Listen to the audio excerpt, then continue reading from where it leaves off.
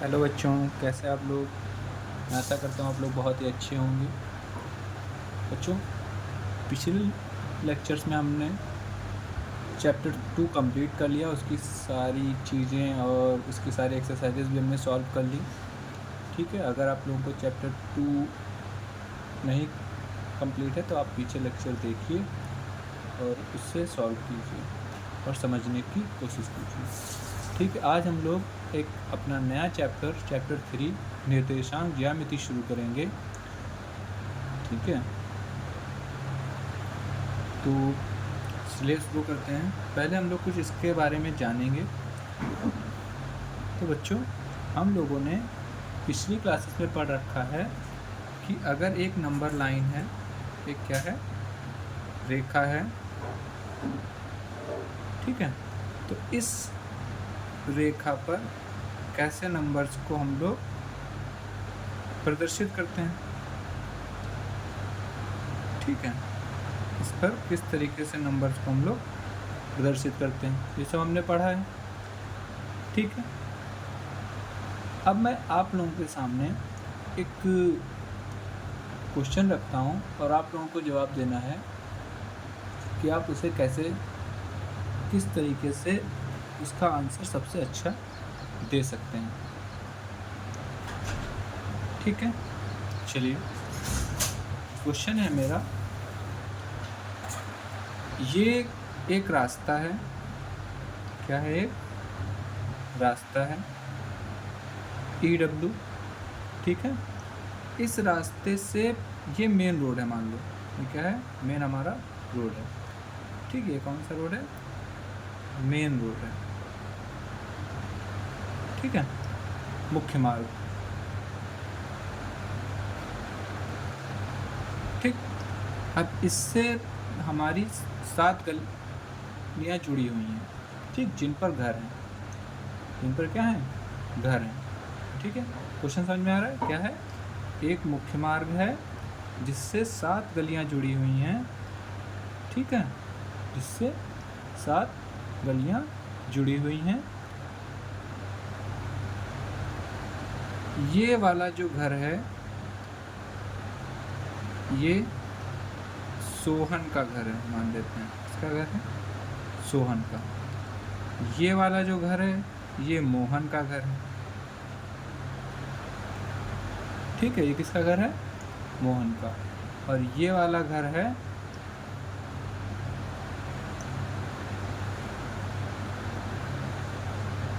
रीना का।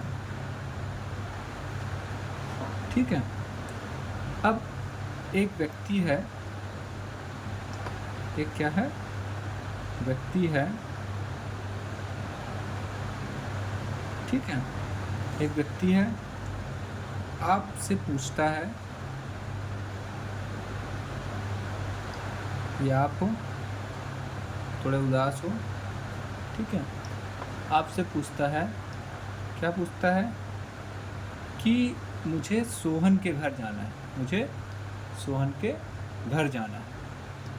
ठीक है, ठीक है, आपने कहा ठीक है, आपको सोहन के घर जाना है। अब आप इसको क्या जवाब दोगे? ये एक अच्छे से अच्छा आंसर आपको इसे देना है जिससे वो इजीली सोहन के घर पहुंच जाए। ठीक है, तो आप कैसे बताओगे? आप कहोगे कि जो हमारा मुख्य मार्ग है, मान लो ये मुख्य मार्ग पर ही चल रहा है, कहोगे कि इसी रास्ते पर ईस्ट की तरफ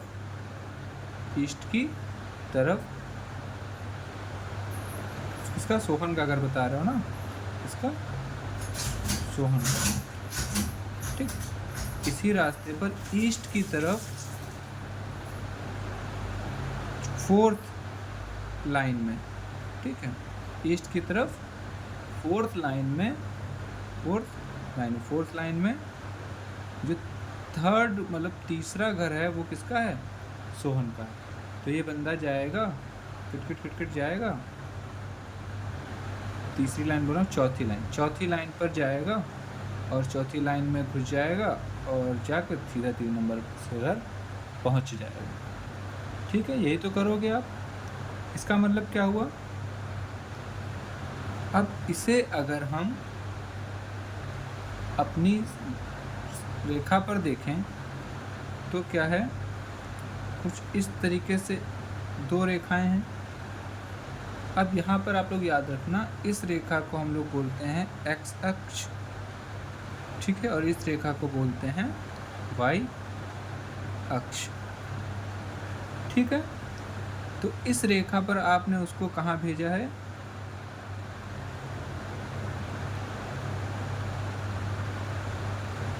4 नंबर पर, और इस रेखा में कहाँ भेजा है, 3 नंबर पर। कहाँ भेजा, 3 नंबर पर, ठीक है। तो इस रेखा पर कहाँ पर गया है, 4 नंबर, मतलब इधर से ऐसे, और इस रेखा पर 3 नंबर पर। तो ये यहाँ पर किसका घर है, सोहन का घर है, कहाँ पर है, इस जगह पर। तो ठीक है, मतलब x, अब इसमें x पहले लिखा जाता है और y बाद में। तो x की तरफ कितना गया है, 4, और y की तरफ 3, ठीक है। तो ये जो 4 और 3 है, ये क्या क्या एक पोजीशन को दिखा रहा है सोहन के घर की। इन्हीं को हम लोग बोलते हैं निर्देशांक। क्या बोलते हैं, निर्देशांक, ठीक है।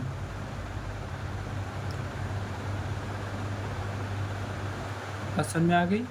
तो ये था हमारा परिचय, मतलब निर्देशांक ज्यामिति का आप यूज किस तरीके से करते हो, इस तरीके से करते हो किसी भी चीज़ की पोजीशन बताने के लिए। जैसे कि आपसे पूछ दिया जाए कि ये एक टेबल है, ठीक है, ये एक बॉल रखा है यहाँ पर, ठीक। आपसे पूछा जाए ये टेबल पर बॉल की एग्जैक्ट पोजीशन क्या है, तो आप क्या करोगे, स्केल उठाओगे, देखोगे एक्स एक्सिस से कितना दूर है, मतलब इस नीचे वाली लाइन से कितना दूर है, देखोगे नीचे वाली लाइन से 2 सेंटीमीटर की दूरी पर है, और ऊपर वाली लाइन से 1 सेंटीमीटर की दूरी पर है। तो क्या लिख बताओगे कि नीचे से 2 सेंटीमीटर, मतलब एक्स में 2 सेंटीमीटर, और ऊपर से साइड से, मतलब इस वाली रेखा से 1 सेंटीमीटर, इस पोजीशन पर ये हमारा बॉल पड़ा हुआ है, ठीक है। इस तरीके से बताएंगे आप लोग। समझ में आ गई बात इतनी, चलिए। तो मेरे हिसाब से आप लोगों को निर्देशांक ज्यामिति समझ में आ गया होगा। निर्देशांक मतलब ये जो अभी मैंने आपको बताया कि कोई वस्तु किस जगह पर रखी है, वो उसका क्या कहलाता है, निर्देशांक कहलाता है। और ज्यामिति का मतलब तो पता ही है, जिनमें हम लोग ये सब रेखाओं वगैरह का अध्ययन करते हैं, ठीक है। तो इसीलिए इस चैप्टर को निर्देशांक ज्यामिति भी बोला जाता है, ठीक है। इतनी बात समझ में आ गई। चलिए आगे बढ़ते हैं बच्चों। तो ये सब चीज़ें आपको समझ में आ गई होंगी, और इसकी जो खोज की थी उसका नाम था रेने दकार्ते, ठीक है। तो ये भी आप लोग याद रखेंगे, ठीक है। इन्होंने जो खोजा था उसे हम लोग कार्तीय निर्देशन कहते हैं, ठीक है, ठीक। चलिए अब हम लोग अपने एक्सरसाइज की तरफ बढ़ते हैं। तो हमारी प्रश्नावली 3.1 का पहला प्रश्न है कि एक अन्य व्यक्ति को आप अपनी टेबल लैंप की स्थिति किस प्रकार बताओगे। तो हम मान लेते हैं कि ये हमारी एक टेबल है इस तरीके से, ठीक है। यहाँ पर कोई लैंप रखा है। अब इसकी हमें स्थिति बतानी है किसी को, तो कैसे बताएंगे, हम स्केल से इसको मेज़र करेंगे, देखेंगे कि इस तरफ से ये कितना दूर है, तो 2.5 दूर है इस रेखा पर, ठीक है। और इस रेखा पर देखेंगे तो 1 सेंटीमीटर दूर है, ठीक है। या फिर उस ऊपर वाले कोने से देखें तो ऊपर वाले कोने से ये 1.5 है, और इधर से देखें तो 2 है, ठीक है। तो इसको हम दो तरीके से बता सकते हैं, इस वाले कोने से। वैसे हम लोग क्या करते हैं, हम लोग एक्स एक्सिस और वाई एक्सिस वाला ही फॉर्मूला ले लेते हैं, ठीक है। ये हमारी एक्स एक्सिस हो जाएगी और ये हमारी ऊपर वाई एक्सिस। तो एक्स पे कितना दूर है, तो एक्स पे दूर है एक्स पे कितना दूर है, तो इस लाइन में कितना दूर है, तो ये इस लाइन की ये मेज़रमेंट है, तो इस लाइन पे 1 सेंटीमीटर, और इस वाली लाइन पे, वाई वाली लाइन पे कितना ऊपर है, 2.5। तो ये हमारा क्या हो जाएगा, टेबल लैंप का मेज़रमेंट, ठीक है। अब आप लोगों को जैसा ग्राफ दिया होगा आप लोग वैसे मेज़र करके बताएंगे, ठीक है। अगर दूसरी साइड से देखें तो कितना हो जाएगा, 1.5 और 1 सेंटीमीटर इधर से, ठीक है। इधर से बताना, मतलब जिधर से भी बताना चाहो तो आप लोगों को बताना पड़ेगा, इधर से इतना है, इधर से इतना। अब हम लोग दूसरे क्वेश्चन की तरफ बढ़ते हैं। दूसरा क्वेश्चन हमारा बहुत बड़ा है। सड़क योजना हमें बनानी है। एक नगर में 2 मुख्य सड़कें हैं जो नगर के केंद्र पर मिलती हैं। चलिए बनाते हैं। 2 मुख्य सड़कें हमें बनानी है।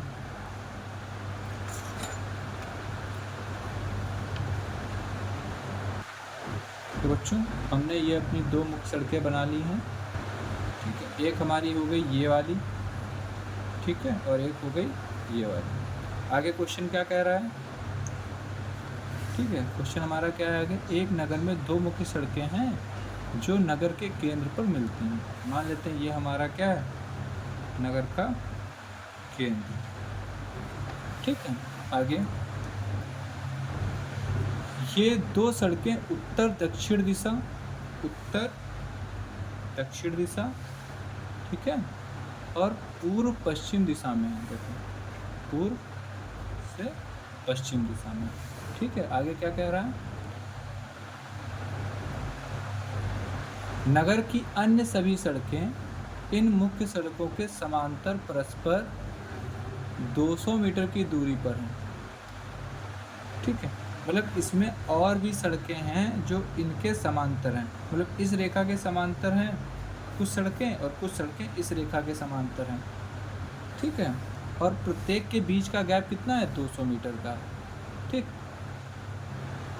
प्रत्येक दिशा में लगभग 5 सड़कें। अब प्रत्येक दिशा में 5 सड़कें हैं और ये भी बता दिया गया सड़कें हैं 1 सेंटीमीटर बराबर 200 मीटर। मतलब हम जो मेज़र करेंगे वो 1 सेंटीमीटर को 200 मीटर के बराबर ले लेंगे। मेज़रमेंट हमें क्या दिया गया है, 1 सेंटीमीटर को आप 200 मीटर कंसीडर कर सकते हैं, ठीक। चलिए तो 1 सेंटीमीटर पे हम लोग सड़कें बना लेते हैं। 1 सेंटीमीटर का पहले मार्क लगा लेते हैं। 1 2 3 4 5, ठीक है। ऐसे इधर भी हमें लगाना है 1 सेंटीमीटर।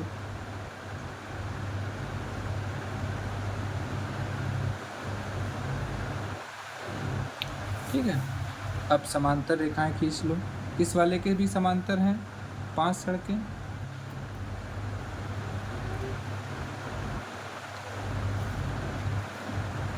समांतर मतलब इक्वल गैप पर, ठीक। कितनी हो गई, 1 2 3 4 5, ठीक है। और फिर इस वाली रेखा के भी समांतर है ना, इसके भी समांतर बना देंगे।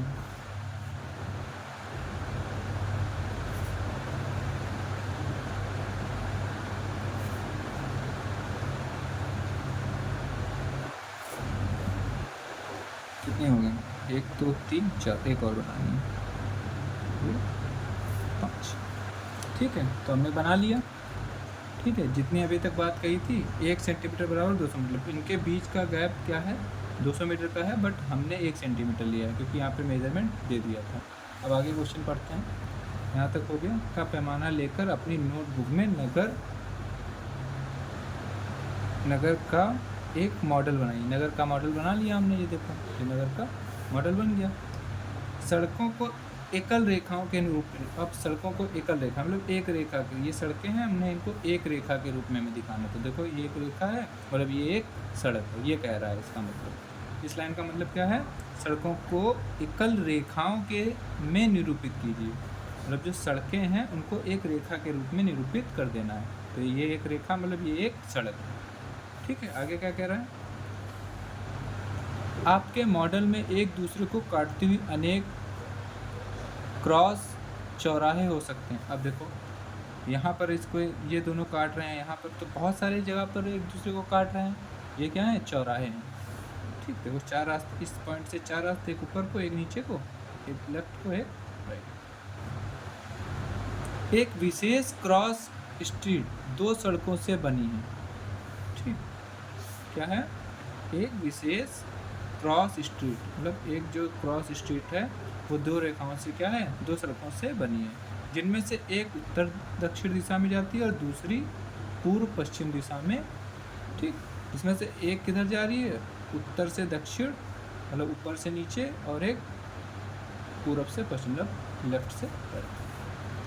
ठीक है, और ये एक क्रॉसिंग पर मिलती हैं। और ये कहाँ मिलती हैं? क्रॉसिंग पर मिलती, तब इसे हम क्रॉस स्ट्रीट 2.5 कहेंगे। अब 2.5 मतलब एक्स एक्सिस पर ये हमारी एक्स है और ये वाई है।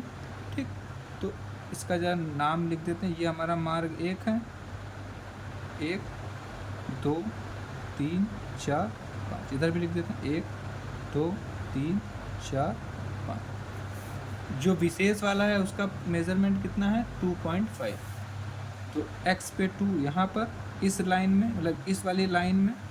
ठीक, और 5 कहाँ है? 5 हमारा तो ये इधर से यहाँ। तो 2 कहाँ पर है? ये रहा, और 5 कहाँ है? ये। तो इन दोनों, ये दोनों रेखाएं एक दूसरे को कहाँ पर काट रही हैं? तो यहाँ पर। ठीक है, तो ये एक विशेष पॉइंट है। ठीक, ये क्या है? एक विशेष क्वेश्चन में क्या कर रहा है? पहले मैंने बताया था, पहले जो लिखा होगा वो x होगा और जो बाद में लिखा होगा वो y। पहले जो लिखा होगा वो x और बाद में जो लिखा होगा y। तो पहले क्या लिखा है? पहले लिखा है 2, तो 2 पहले लिखा हुआ है, तो 2 मतलब इस रेखा पर 2 चलना है, और बाद में 5 लिखा है, और इस वाली रेखा पर 5 चलना है। तो इस वाली रेखा पर 2 मतलब यहाँ आएंगे, मतलब इस वाली लाइन में कहीं पर होगा, और इस वाली रेखा पर 5 जाएंगे मतलब इस वाली लाइन पर कहीं होगा। अब ये दोनों एक दूसरे को कहाँ मीट कर रहे हैं? तो यहाँ पर, तो 2.5 यहाँ पर। ठीक, आगे क्या कह रहा है? कहेंगे इसी परंपरा से यह ज्ञात कीजिए कि कितनी क्रॉस स्ट्रेटों को 4,3 माना जा सकता है। अब इसमें से कितनों को 4,3 माना जा सकता है? तो 4,3 4, इस पर 4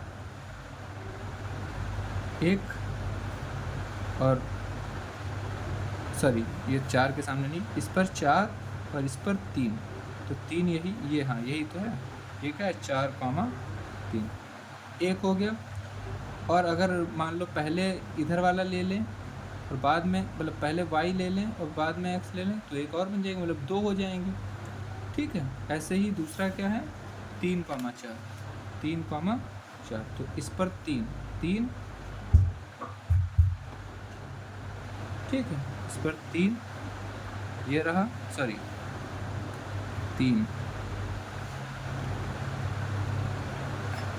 ये रहा 3, हाँ, और 4 कहाँ है? ये, तो ये वाला हो जाएगा 3,4। ठीक है, तो क्वेश्चन में क्या कह रहा था? इसी परंपरा से यह ज्ञात कीजिए कि कितनी क्रॉस स्ट्रीटों को 4,3 माना जा सकता है। तो एक को 4,3 माना जा सकता है, वैसे मान तो 2 हो सकते हैं। अगर हम y को पहले लेंगे मतलब इस वाली लाइन को पहले लेंगे तो एक और बन जाएगा ना। ठीक है, और 3,4 कितनों को ले सकते हैं? 3,4 भी 1 को ले सकते हैं। ठीक है, बात समझ में आ गई? तो ये हमारा इसका हल। ये कौन सा क्वेश्चन है? सेकंड। तो इस प्रकार से हमने प्रश्नावली 3.1 के दोनों प्रश्न हल कर लिए। अगर कोई प्रॉब्लम आती है तो आप प्लीज़ कमेंट सेक्शन में बताएं, मैं उसका सॉल्यूशन ज़रूर प्रोवाइड करूंगा। वीडियो पसंद आए तो वीडियो को लाइक करें, चैनल को सब्सक्राइब करें और बेल आइकन को ज़रूर दबा दें, जिससे आप लोगों को डेली नोटिफिकेशन मिलता रहे। मिलते हैं नेक्स्ट क्लास में, तब तक के लिए जय हिंद।